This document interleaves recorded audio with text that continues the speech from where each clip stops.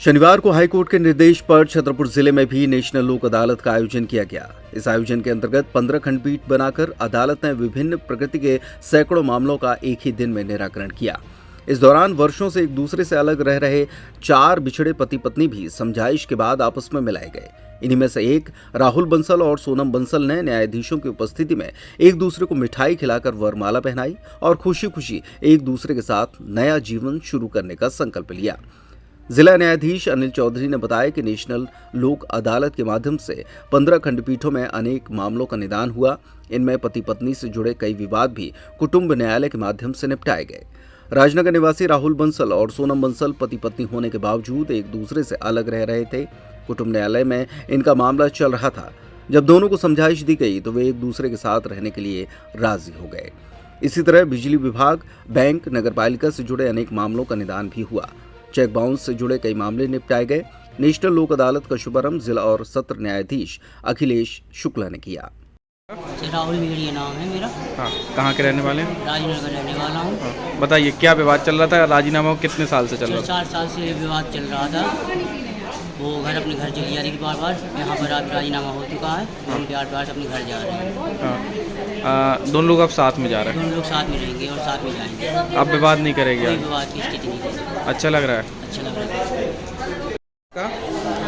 है। सोनम। हाँ, सोनम, आज राजीनामा हुआ है, कैसे हुआ? कितने दिन से केस चल रहा था? क्या विवाद हो 4 गया था? साल से हाँ, क्या विवाद हो गया था?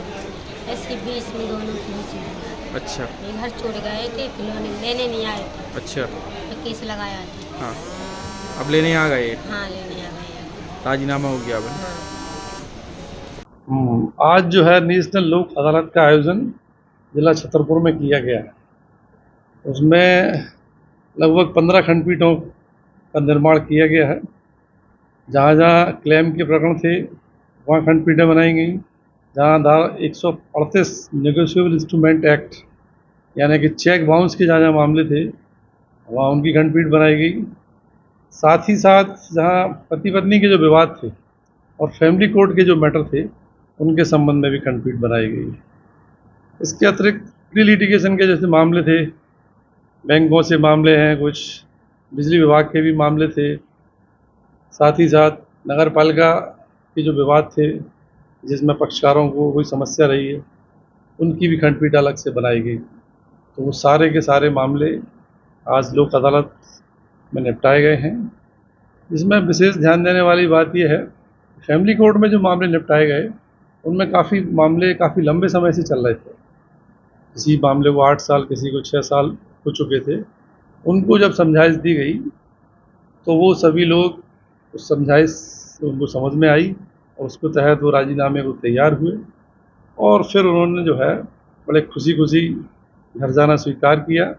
तो उनको न्यायालय में ही दोनों पक्षों ने एक दूसरे को माला पहनाई और एक दूसरे का मुंह मीठा करके बड़े खुशी खुशी यहाँ से निकले। इस प्रकार के 3 से 4 मामले आज देखने में आए। तो लगभग 4 फैमिलियाँ जो है आज यहाँ से बड़ा खुशी खुशी अपने घर गई हैं।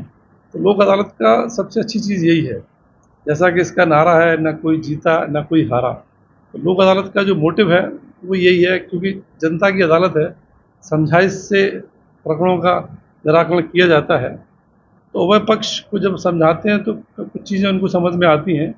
फिर उनको लगता है कि लंबे समय से हम यहाँ परेशान हो रहे हैं, तो फिर वो राजीनामा करने को तैयार होते हैं और राजीनामा करने के बाद खुशी खुशी घर जाते हैं। इसमें एक चीज़ और ये अच्छी बात है कि जिनके सिविल मामले भी होते हैं उसमें कोर्ट फीस वापस किए जाने का प्रावधान भी है।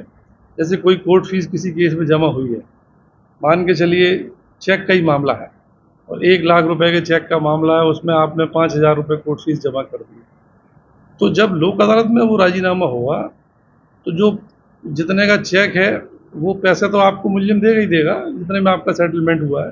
साथ ही आपने जो स्टाम्प ड्यूटी जमा की है कोर्ट में, या जो कोर्ट फीस दी है 5,000 रुपये, वो भी आपको वापस मिल जाती है।